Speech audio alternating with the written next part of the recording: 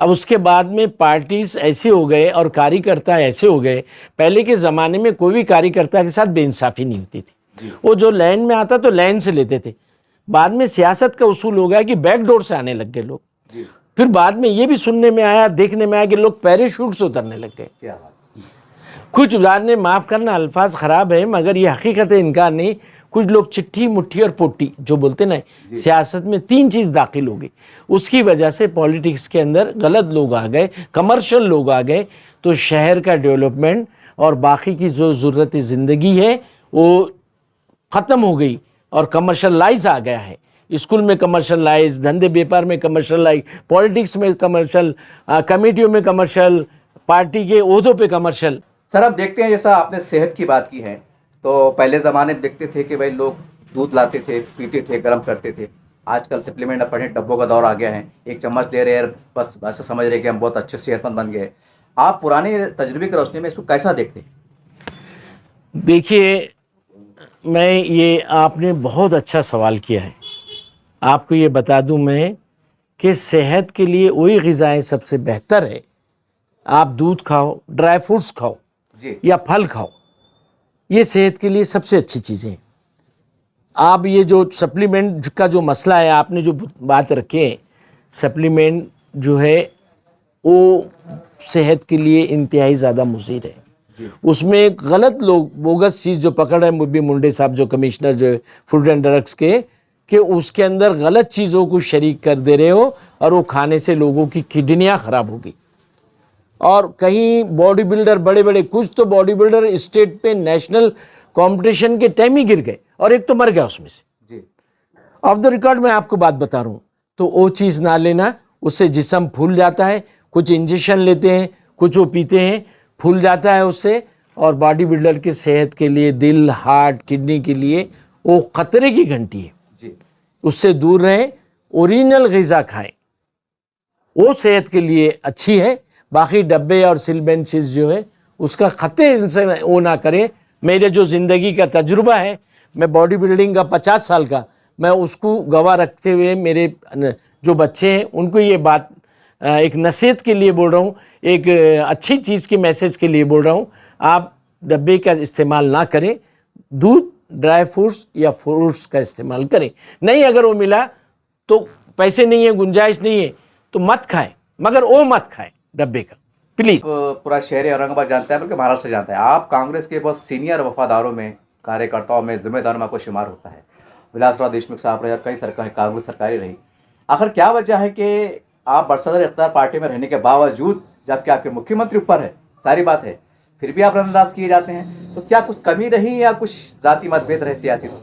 क्या हो सकता? मेरा इस्लाम, मेरा दीन, मेरा मज़हब इस चीज़ की इजाज़त नहीं देता। मैं सिर्फ काम लोगों के लिए बेलौस काम करता हूँ। मेरा नज़रिया मंत्रालय जाना या पार्टी ऑफिस में कभी नहीं गया। मैं लोगों के लिए चुन के आया था। ये पार्टी का काम था कि भाई जो अच्छा आदमी है उसको ऊपर लेना, कमेटी पे लेना, बोर्ड पे लेना, उसको शहर अध्यक्ष बनाना, महाराष्ट्र लेवल पे लेना, कमेटी पे लेना। ये उनका नज़रिया था। और नई नज़रिया, जो अच्छे नज़रिए लेके चलते हैं तो उनकी पार्टी बढ़ती फूरती आगे बढ़ती। जो गलत फैसले करते तो फिर वो तबाही की तरफ चल जाते। मेरे को ज़रूरत थी मेरे वार्ड के अंदर दवाखाने की, 20 पलंग की, अल्हम्दुलिल्लाह चुन के आया, लोगों के लिए दे दिया। यहाँ दीनी दरसगाह की ज़रूरत थी, अल्हम्दुलिल्लाह नहीं थी, यहाँ अल्हम्दुलिल्लाह करा दिया। लाइब्रेरी नहीं थी यहाँ पे स्कूल नहीं था यहाँ पर, उसके बाद में शादी खाना नहीं था यहाँ बैंक नहीं था, अल्हम्दुलिल्लाह नेशनल बैंक लाए। पोस्ट ऑफिस नहीं था, यहाँ पोस्ट ऑफिस लेके आए। ये तमाम तर सहूलतें अल्हम्दुलिल्लाह अल्लाह ताला ने चुन के बाद में हमने दिए। आज हट के ज़माना हुआ, आज लोग भी लेते, अरे मोहसिन पहलवान का दवाखाना, अरे मोहसिन पहलवान की लाइब्रेरी, अरे बैंक। अब उनका काम था, उन्होंने नहीं किए। और मेरी आदत नहीं है कि मैं किसी के आगे जी हुजूरी करूं। मैं तो अल्लाह ताला के सिवाय किसी के वो नहीं करता। मेरी किस्मत में है तो बहरहाल मिल के रहेंगे। 1975 में, 1974 के अंदर मैं एसएससी में था, 1974 में, और 75 से मैंने फिर एक्सरसाइज का वर्जिश शुरू किया हूँ। और वर्जिश शुरू करने के बाद में वेट लिफ्टिंग, बॉडी बिल्डिंग का शुरू किया। उस ज़माने वर्जिश के सामान बहुत कम थे। फिर हाथ से सीमेंट की हंडिया बना, ये बना करके एक छोटे से ग्रुप तैयार हुआ और एक छोटा एक गोल्डन बारबल क्लब हमने रोशन गेट पे कायम करी। वहाँ से फिर हमने करते करते करते वर्जिश सीखे। हमारे वालदा मोहतरम का इसके अंदर बहुत ज़्यादा हो रहा है। अल्लाह उनको जन्नतुल फिरदौस में जगह अता फरमाए, उनकी ख़बर को नूर से मुनवर करे अल्लाह ताला, आमीन सुम्मा आमीन। उन्होंने बहुत हिम्मत दिए हमारे को बहुत साथ दिए, फैमिली का बहुत सपोर्ट रहा और उस्ताद मोहतरम भी अच्छे थे। फिर क्लब डाले, फिर कंपटीशन में पहली बार 1978 के अंदर मैं कंपटीशन में गया। तो 77-78 का महाराष्ट्र कामगार कल्याण मंडल जो था, महाराष्ट्र लेबर वेलफेयर बोर्ड, वो कामगार श्री बॉडी बिल्डिंग कॉम्पिटिशन कराते थे। तो 1978 के अंदर जो है 77-78 बोल के था वो, 2 साल 1 साल ऐसा साल का। तो फर्स्ट प्राइज़ मेरे को मिला उस टाइम में। कंटिन्यूस मैं 3 साल मिस्टर औरंगाबाद रहा हूँ। उसके बाद में उन्होंने रिक्वेस्ट किया है मुझसे कि मोहसिन साहब आप वो करिए और दूसरों को मौका दीजिए। तो मैं को जज बना दिए। हम फर्स्ट सेकंड थर्ड ऐसे प्राइज़ लाते थे, 3 ही। और आप देख रहे हैं एसडीएम न्यूज़। मैं हूं रियाद अंसारी। इस वक्त मैं महाराष्ट्र के तारीखी शहर औरंगाबाद छत्रपति संभाजी नगर से बात कर रहा हूं। और देखिए, कल देश भर में स्पोर्ट्स डे यानी खेल का दिन मनाया जाएगा। और खेल के लिए हम देखते हैं कि राज्य सरकारें, केंद्र सरकार करोड़ों का फंड जारी करती हैं। इनाम दिया जाता है, पुरस्कार दिया जाता है। जिन्होंने खेल के लिए, सेहत के लिए, नौजवानों को जागरूक करने के लिए जिन्होंने योगदान दिया है, उनको सम्मानित किया जाता है, अवार्ड से नवाजा जाता है। लेकिन अफसोस की बात है कि महाराष्ट्र के ऐतिहासिक शहर औरंगाबाद छत्रपति संभाजी नगर से एक दुर्भाग्यपूर्ण यानी हम बदकिस्मती से एक ऐसी खबर सामने निकल के आ रही है जिसे हम ख़ास तौर से अलग से बोलना हम ज़रूरी समझते हैं कि मोहसिन अहमद खान पहलवान उर्फ पहलवान, ये हमारे कैसर कॉलोनी भाग के माजी नगर सेवक रह चुके हैं। कांग्रेस पार्टी के बहुत अहम पदों पर रह चुके हैं।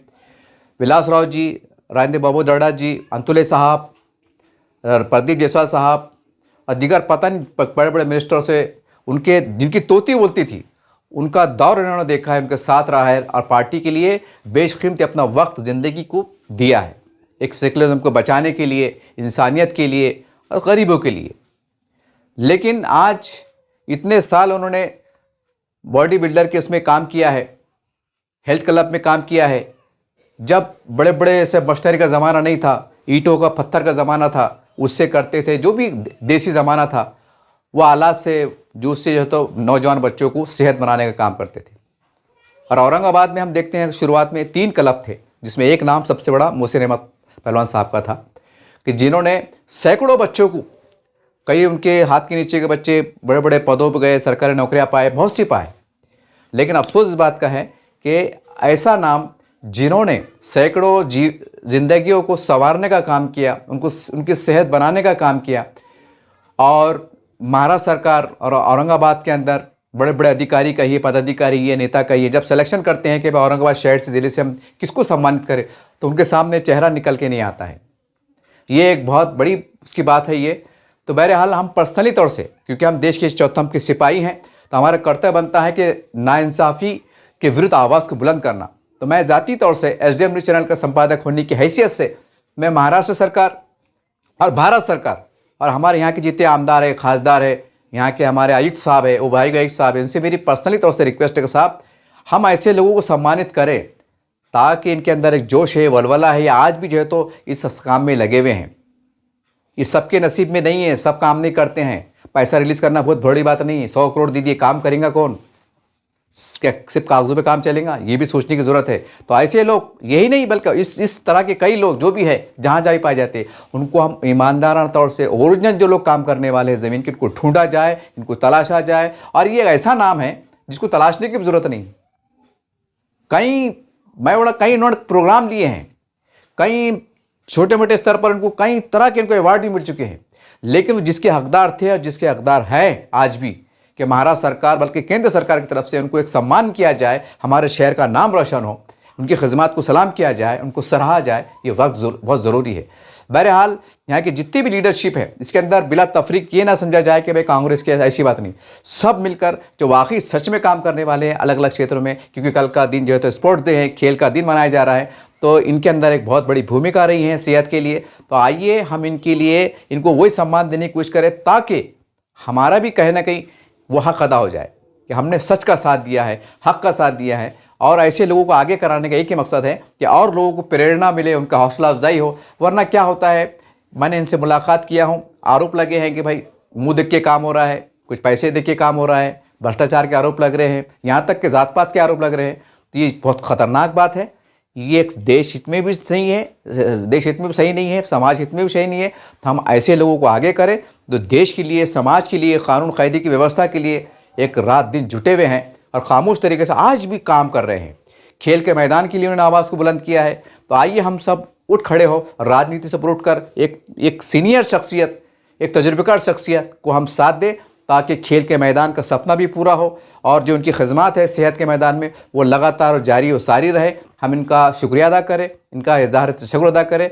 देखिए, इस मौके पर उनसे मैंने विशेष मुलाकात लिया हूँ, जानते हैं उनकी ज़िंदगी का वो सच, राजनीतिक सच, सामाजिक सच और जो भी है सच वो हम जानते हैं और उनके दर्द को महसूस करते हैं। आप देख रहे हैं एसडीएम न्यूज़, मैं हूं रियाज अंसारी। इस वक्त मैं महाराष्ट्र के तारीखी शहर औरंगाबाद से बात कर रहा हूँ और आज देखिए मेरे साथ औरंगाबाद की जानी मानी शख्सियत, सामाजिक शख्सियत, सियासी शख्सियत मेरे साथ मौजूद है। मोहसिन अहमद साहब उर्फ पहलवान, ये हमारे माजी नगर से होकर हैं और बड़ा तवील वक्फा इन्होंने समाजी सियासी मैदानों में गुजारा है।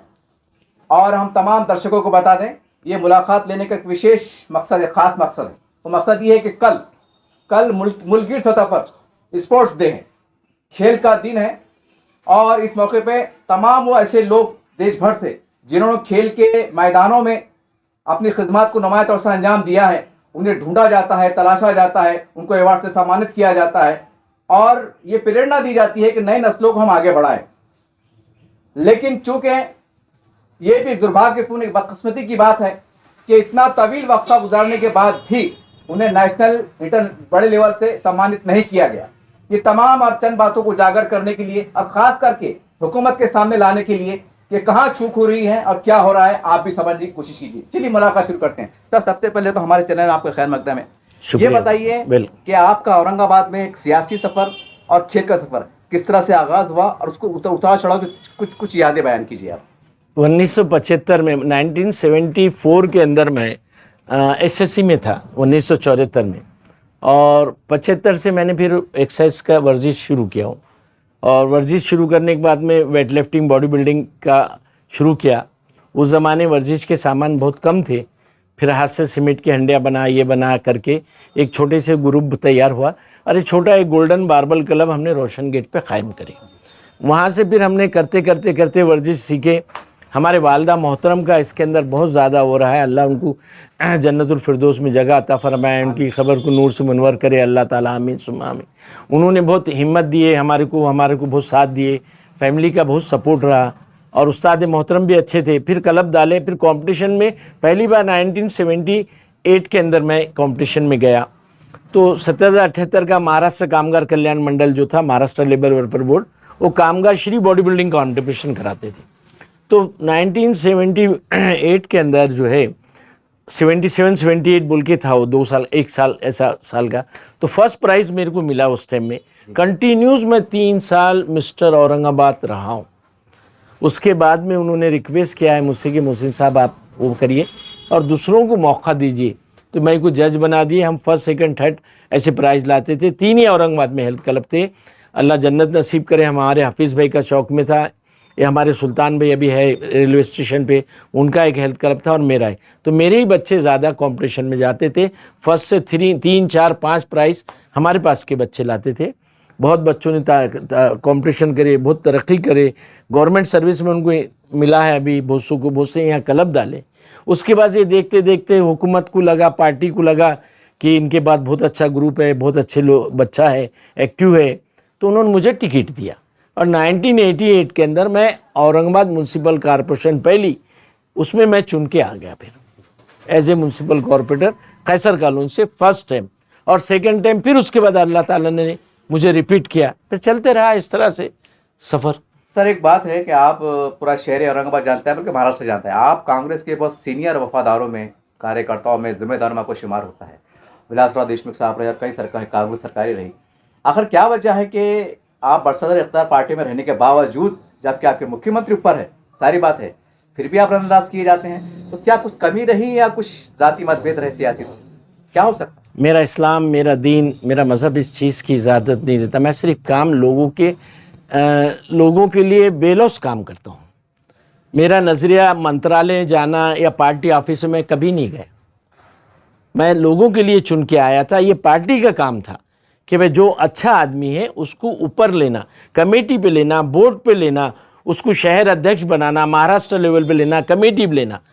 ये उनका नज़रिया था। और नई नज़रिया जो अच्छे नज़रिए लेके चलते हैं तो उनकी पार्टी बढ़ती फूरती आगे बढ़ती। जो गलत फैसले करते तो फिर वो तबाही की तरफ चल जाते। मेरे को ज़रूरत थी मेरे वार्ड के अंदर दवाखाने की 20 पलंग की, अल्हम्दुलिल्लाह चुन के आया, लोगों के लिए दे दिया।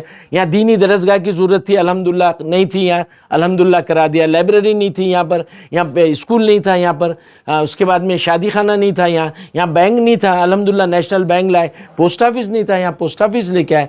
ये तमाम तर सहूलतें अल्हम्दुलिल्लाह अल्लाह ताला ने चुन के बाद में हमने दिए। आज हटके ज़माना हुआ, आज लोग भी लेते, अरे मोहसिन पहलवान का दवाखाना, अरे मोहसिन पहलवान की लाइब्रेरी, अरे बैंक। अब उनका काम था, उन्होंने नहीं किए। और मेरी आदत नहीं है कि मैं किसी के आगे जी हुजूरी करूं। मैं तो अल्लाह ताला के सिवाय किसी के वो नहीं करता। मेरी किस्मत में है तो बहरहाल मिल के रहेंगे, कोई रोक नहीं सकता। मगर जी हुजारी पॉलिटिक्स के अंदर मैं नहीं करता हूँ।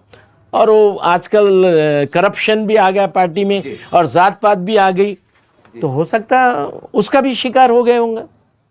सर, चूंकि कल बहुत बड़ा दिन है हमारे मुल्क की सतह पे, स्पोर्ट्स डे है, और हमने अभी हाल ही में देखा है कि जहाँ पर आपका मकान है उससे ठीक फासले पर, चंद गज के फासले पर गिरने का मैदान है। उसको लेकर हम समझते हैं कि बड़ी तरह की उथल कूद चल रही है, राजनीति चल रही है और खेल के मैदान में बातें चल रही है। उसके बारे में आपका क्या ख्याल है? क्या आपने कितनी कोशिश की, क्या आपने वो नहीं की? देखिए अल्हम्दुलिल्लाह, अल्लाह गवाह है, क़िबले की तरफ मेरा मुंह है। मैं ओरिजिनल स्पोर्ट्समैन हूँ।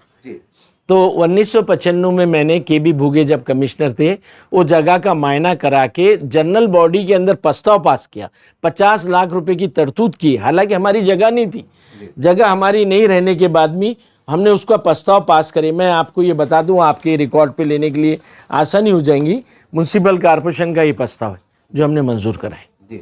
और साइट विजिट हुई, 50 लाख रुपए की तरतूद हुई कि ये जगह कपास की गिरने की, म्यूनसिपल कॉरपोरेशन ने इसको हैंडओवर करना, कपास गिरने वालों ने, सूद गिरनी ने, और यहाँ पर ग्राउंड बना के डेवलप करना। हमने कहा था उनसे एक अच्छा खेल का ग्राउंड यहाँ होना चाहिए। और सड़क साइड से जो है, जब सीढ़ियाँ बनाते हैं इन साइड से, तो आउट साइड से शॉपिंग सेंटर निकाले, यहाँ गरीब लोग हैं उनको रोज़गार मिले। इसके लिए हमने ये प्रस्ताव पास करे।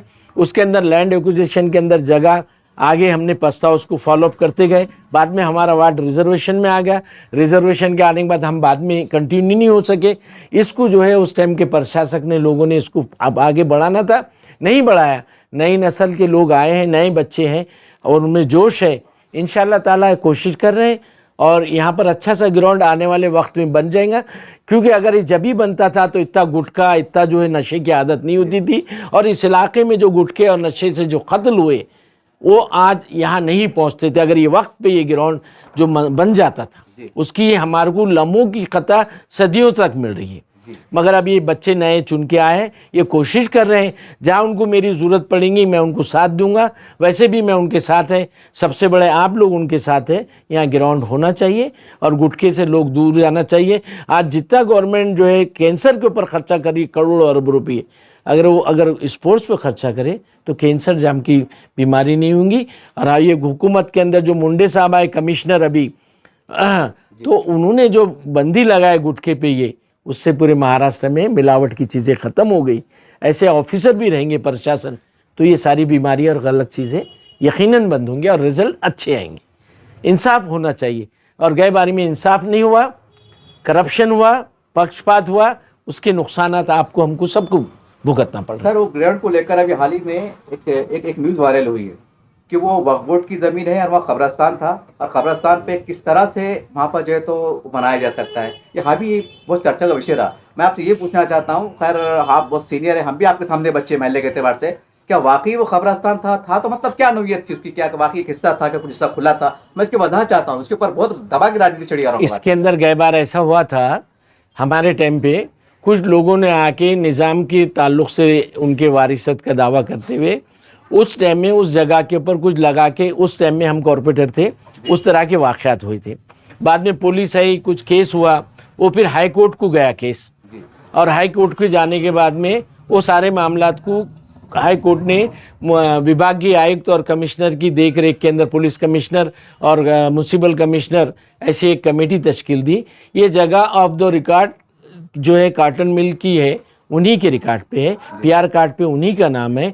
हमारे ज़माने में उस टाइम कॉर्पोरेटर कपास की गिरनी चलती थी, कपास की गाड़ियाँ वहाँ आती थी और बड़े पैमाने पे वो लोगों पर कपास यहाँ के बेचते थे। हम इसके चश्मदीद गवाह हैं। और पीआर कार्ड मगर आज कपास की गिरनी के नाम पे।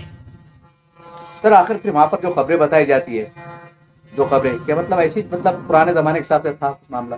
देखिए, खबरें तो पहली बहुत सी ज़मीनें थी। जब ये पीआर का जब सिटी सर्वे डिपार्टमेंट आया, सिटी सर्वे में जो जगह पे रहे उन्होंने उनके नाम लिख लिए। अच्छा अच्छा अच्छा, जो दिखा वो, जो हाँ ज़ाहिरी एतबार से, हाँ जो भी रहे, और जो नहीं रहे तो उनको फिर प्रूफ के साथ डॉक्यूमेंट सबमिट करना पड़ा।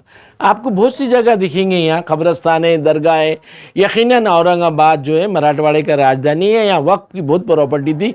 किसी ज़माने में हैदराबाद रियासत का दक्कन था ये, और उसकी वजह से यहाँ बहुत ज़्यादा वक्फ लैंड है। यहाँ तक कि बहुत से ऑफिस बड़े बड़े जो है वक्फ की ज़मीन के ऊपर है। आज भी बड़े बड़े ऑफिस, ये सच्चाई है, इनकार नहीं है कि कलेक्टर ऑफिस रहो, म्यूनसिपल कॉर्पोरेशन रहो, एमएससीबी ऑफिस रहो, बस स्टैंड रहो, ये सारे के सारे तकरीबन और बहुत से नाम है। तो कितने एकड़ ज़मीन जो है ये वक्फ बोर्ड की है। अगर ये जगह का किराया भी मिल जाएगा तो जो है वक्फ की हालत खुद से सुधर जाएंगी। और जो है यहाँ वक्फ के जो मुस्लिम लोग हैं, इनको पढ़ाई के लिए हॉस्टल नहीं है, इनके टेक्निकल स्कूल नहीं है, इनका कॉलेज नहीं है वक्फ का। अगर वो डालना चाहे तो मेडिकल कॉलेज, इंजीनियर कॉलेज, ये सब डाल सकते। मगर उस टाइम के चेयरमैन और उस टाइम की बॉडी ने इसके साथ इंसाफ नहीं हुआ, उसकी वजह से ये सारी की सारी जगह वक्फ के हाथ से निकल के चले गई। चलिए सर, फिर आ जाते हैं खेल की तरफ कि जैसा आप सबको पता है कि आप खेल से जुड़े हुए हैं जी। मेरा सवाल ये साहब कि पहले कांग्रेस का दौर था, सेकुलर पार्टी थी, वो एक हमारा बड़ा सुनहरे दौर रहा। ठीक है, गिले शिकवे शिकायत हो सकती है, लेकिन मजमूई तौर से हमारा सुनहरे दौर था। उसके बाद हमें एक मुस्लिम आमदार मिला, ख्वाजा मिला, ये भी बहुत बड़ी सच्चाई है। ये 2 शक्लें अलग अलग है। उसके बाद भी मुस्लिम इलाके में खेल का मैदान हमको नसीब नहीं होता है। तो क्या वजूहत है, हम कहाँ कम पड़े? क्या हमारी आपस में रशाकशी का इसका शिकार हुए, या तासुब परस्ती का शिकार हुए, या इसमें कोई गंदी राजनीति चली? क्या कहेंगे इस पर आप सीनियर किस हैसियत से? पहले के जो लोग थे डेवलपमेंट का काम करते थे, अल्लाह जन्नत नसीब करे डॉक्टर रफीक ज़करिया साहब को। आज जो 14 साल तक यहाँ रहे, आमदार रहे, मिनिस्टर रहे, उन्होंने जो बहुत सिडको लाए, हड़को लाए, पानी की जैकवाड़ी डैम के बारे में रहो, या फिर हाउसिंग सोसाइटी लाए, कॉलेज लाए, ये जो लाए सारी चीज़ें, तो ये सारे लोग डेवलपमेंट का काम करते थे, ज़मीनी सतह पर जुड़े हुए रहते थे। अब उसके बाद में पार्टीज ऐसे हो गए और कार्यकर्ता ऐसे हो गए। पहले के ज़माने में कोई भी कार्यकर्ता के साथ बेइंसाफ़ी नहीं होती थी। वो जो लाइन में आता तो लाइन से लेते थे। बाद में सियासत का उसूल हो गया कि बैकडोर से आने लग गए लोग। फिर बाद में ये भी सुनने में आया, देखने में आया कि लोग पैराशूट से उतरने लग गए।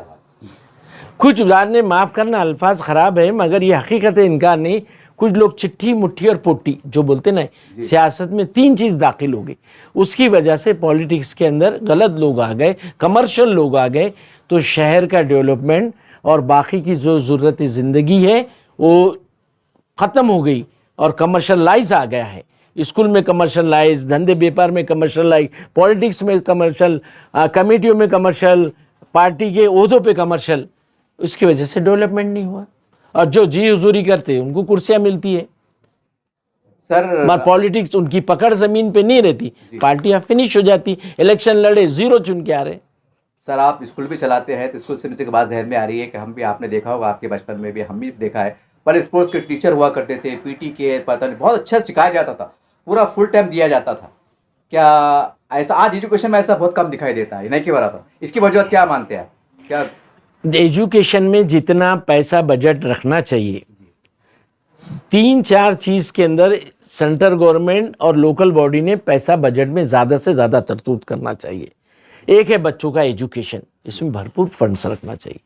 दूसरा हेल्थ से रिलेटेड है, बीमारियां हैं, सुख है, दुख है, उसमें ज़्यादा बजट का रखना चाहिए। और डेवलपमेंट का जो है, रोज़गार, इसमें पैसा। अब आप सब जितने लोग हैं, मैं आपको बताता हूँ, म्युनिसिपल कॉर्पोरेशन हर प्रॉपर्टी मालक से जिसका मकान खुद का है 2% टैक्स लेती है। हर प्रॉपर्टी मालक से जिसका मकान है 2% टैक्स, एजुकेशन ओनली।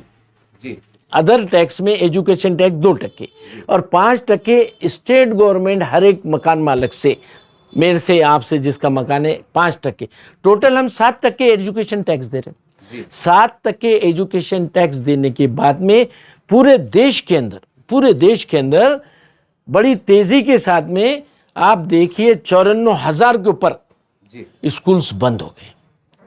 रोज का आंकड़ा 25 स्कूल बंद होने का है मुल्क की सतह पर। मुल्क की सतह। और प्राइवेट जो है खासगीकरण हो रहा है और उससे उर्दू और मराठी के स्कूल बंद होके सेमी इंग्लिश के स्कूल आ रहे हैं और बच्चा बड़ी मुश्किल से 4वीं और 7वीं तक जा रहा, आगे उनके माँ बाप की जरिए आमदनी नहीं रहती और वो बच्चा खत्म हो जा रहा। पीटी के टीचर, क्राफ्ट के टीचर, ये इन्होंने कंप्लीटली पोस्ट खत्म कर दी और सेल्फ फाइनेंस पे लोगों को ये स्कूल चलाने दे रहे हैं। ये इसके कोई रिजल्ट नहीं है, कोई आउटपुट नहीं है। पहले रूल थे कि स्कूल के बाजू स्कूल नहीं खुल सकता, ये रूल थे उसके, इतना किलोमीटर रहना, खेल का ग्राउंड रहना, इतने बाय इतने साइज का कमरा रहना। आज स्कूल के बाजू स्कूल की परमिशन दे रहे हो, इलीगल है। और एक एक जो ग्रैंड के स्कूल जो है 80-80 बच्चे जो है उनके पास टीचर बच्चे कम है तो एक पोस्ट उड़ जाती। और जो प्राइवेट स्कूल है जो हजारों लाखों रुपए डोनेशन ले रहे, फीस ले रहे, 80-80 50-50 बच्चे, तुम एक बच्चा कम है तो उसकी तुम पोस्ट खत्म कर रहे और लोगों के पास 50-80 बच्चे तो उनको कुछ नहीं और बाजू लग के परमिशन दे रहे और जो पोस्ट होना वो नहीं दे रहे। तो कमर्शियल की तरफ हमारा देश जा रहा है और उसके नुकसान ये हो रहे कि पीढ़ी ने पीढ़ी हम पीछे चल जा रहे, पढ़ाई में चल जा रहे, हेल्थ में, बीमारी में पीछे चल जा रहे।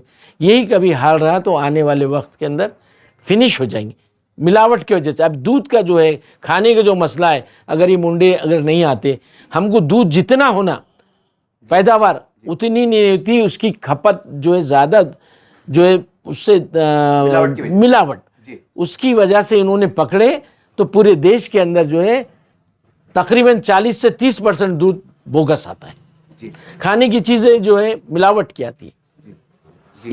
ये हमारे देश का निज़ाम हो गया है, उसकी वजह से सब हालात देखना पड़ रहा हमको। एक आखिरी सवाल कि कल का दिन बहुत बड़ा दिन है जी, और हम देखते हैं कि सरहद की अगर मिसाल लूँ तो जो देश के लिए लड़ता है, 24 घंटे से लड़ता है, अपने आप को वक्फ कर देता है, तो वो भी एक आशा की उम्मीद रखता है कि मुझे मेरी कोई पीठ थपथपा दे। आपने पूरी जिंदगी को दे दिया है, कल का दिन, कल का सूरज जो है तो खेल के प्रेमियों के लिए रहेगा।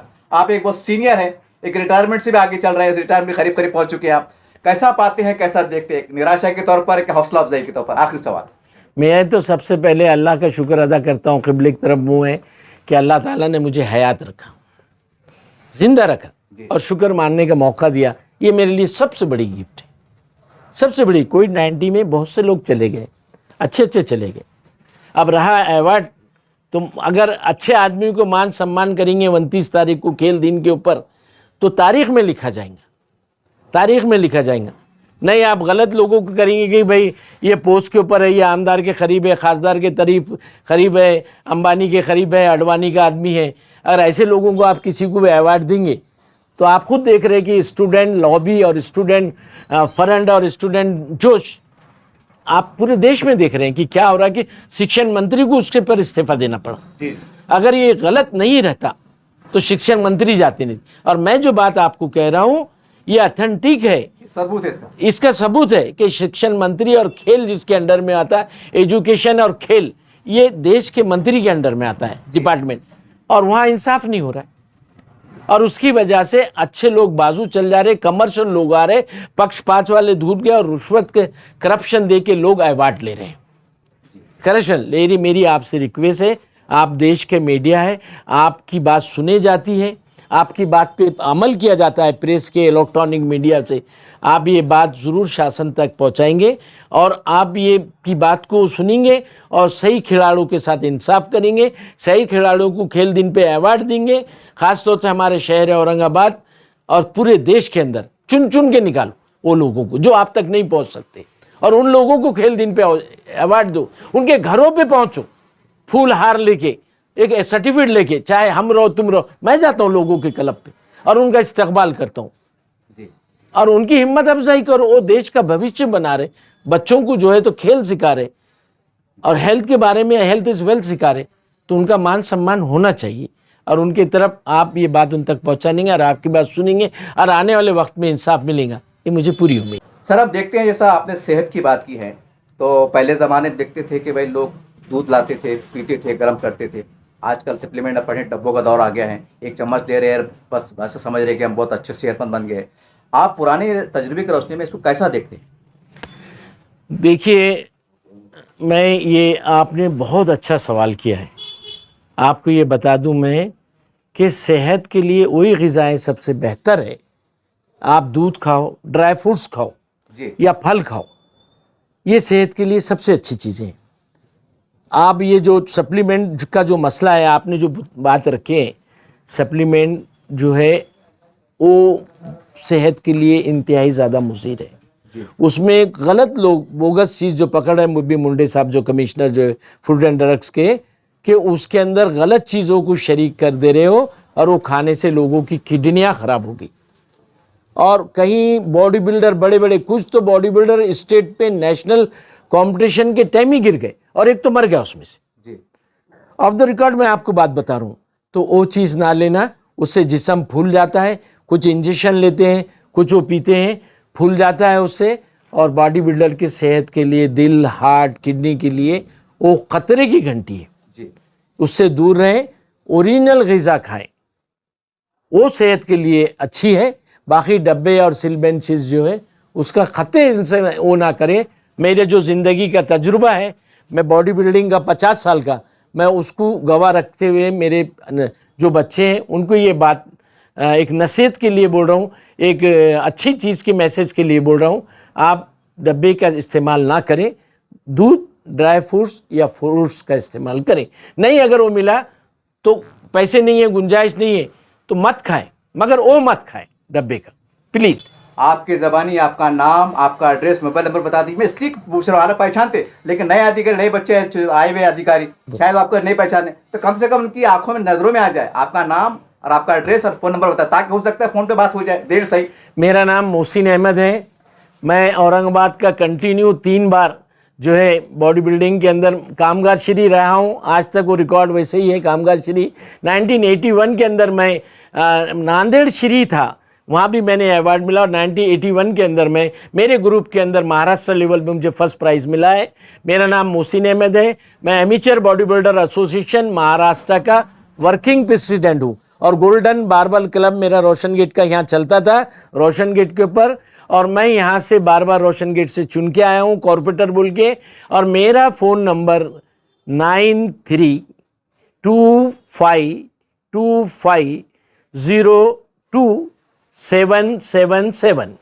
फिर एक बार बोलता हूँ मैं, 9325202777। मोहसिन अहमद, मोहसिन पहलवान भी मुझे कहते हैं।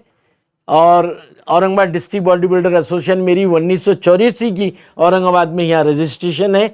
और इस हेल्थ क्लब के अंदर मेरे घर के ऊपर और मेरी हिम्मत अफजाई करने को शंकरराव जी चौहान, विलासराव जी देशमुख, अंतोले साहब, नीलंगेकर साहब, दल्ला जी साहब, कई लोगों ने मेरी हिम्मत अफजाई करे। पालक मंत्रियों ने, प्रोफेसर असीर साहब महाराष्ट्र के चेयरमैन थे, सावंत साहब, बाड़ा साहब, तो ये सबका आके मेरी हिम्मत अफजाई करे। और अल्लाह के फजल से, आपकी साथ की वजह से सब अच्छा चल रहा है। मैं ऐसी खिदमत करता रहूँगा। और आप आए खेल दिन के ऊपर, मेरे ख्यालात को आपने रिकॉर्ड किया और नौजवानों को आप एक बताने जा रहे हैं, ये देश के नौजवानों को। अल्लाह आपको भी ताकत दे, आपकी मीडिया को भी तरक्की, कामयाबी दे। जय हिंद, जय महाराष्ट्र। देखिए, इस तरह से मोहसिन अहमद साहब से मुलाकात हुई। तमाम तवील बातें आपके सामने हैं, कोई बात रिमाइंड नहीं करूँगा, लेकिन चंद सवाल है। एक सवाल, इसके बाद एक सवाल पैदा होगा कि जैसा मैंने पहले इसमें बातचीत में कहा कि पहले भी सुनहरी दौर रहा, उसके बाद हमारे पास एक हमको मुस्लिम आमदार खासदार मिला। सवाल कौन सी पार्टी की क्या, ये नहीं, सवाल ये है कि समाज का काम करता है, जो इंसानियत का काम करता है और सेहत के मैदान में जुड़े हुए हैं, तो क्या हम उनके लिए आवाज़ नहीं उठाएंगे? क्या हम कौम से दरमियान से नहीं आते हैं अगर कौम की बात होती है तो? बहरहाल, और दूसरी बात, खेल का मैदान। अब बड़ी हैरत की बात है, इतना बड़ा हमारा सुनहरी दौर निकलता है, खेल का मैदान रह जाता है। और जब हम ये भी देखते हैं कि खबरस्तान पे से रोड चौड़े हुए, वहाँ रोड निकल गए, पता नहीं क्या क्या, साहब ने कहा कि वक्फ ज़ेल पे क्या क्या नहीं बन गया है। अब खैर, ये जब खबरस्तान की बात आती है तो मुफ्ती अकरम का काम है, जो भी काम है, लेकिन सवाल ये, साहब ने मालूमात दी है, सवाल ये कि वो दिन कब आएगा कि जब लोग जो वाकई मैदान में काम करने वाले हो, चाहे तालीम हो, सेहत हो, चाहे जो भी हो, हम इंसाफ दिलाने के लिए भी आगे हैं, ताकि ये ओरिजिनल लोग जब आगे बढ़ेंगे साहब, तो कहने के समाज भी अच्छी रूट पे जाएगा और सब माहौल चलेगा। इसमें राजनीति क्यों करते हैं कांग्रेस के उसके नहीं, अगर हमारे दरमियान के हैं, हमारे सीनियर है, हमारा अखलाकी फर्ज है कि हम उनसे कुछ प्रेरणा ले, कुछ सीखे, आगे बढ़े, इनसे हम कुछ तजुर्बे हम कुछ सीखे। बहरहाल इतनी उम्मीद करता हूं कि कल के दिन के शुभ अवसर पर तमाम यहाँ के आमदार है, खासदार है, तमाम पॉलिटिकल लीडर्स है, चाहे मुसलमान हो, जो भी हो, देखिए जो समाज के लिए जी रहा हो और एक सेहतमंद समाज देने की तशकील कर रहा हो, जद्दोजहद कर रहा हो, और वो महरूम रह जाता है, तो सवाल ये आता है कि ऊपर की लॉबी किस तरह से काम कर रही है, क्या आप क्या देख रहे हैं, आपके पास क्या खबरें आती हैं, आप क्या फैसले लेते हैं, ये सवाल उभर के आता है। मैं उम्मीद करता हूं कि कल के कम से कम आज महासभा का दिन है, आप सोचेंगे और आगे बढ़ेंगे। देखते रहिए आप अजमेर चैनल। जय हिंद, जय महाराष्ट्र।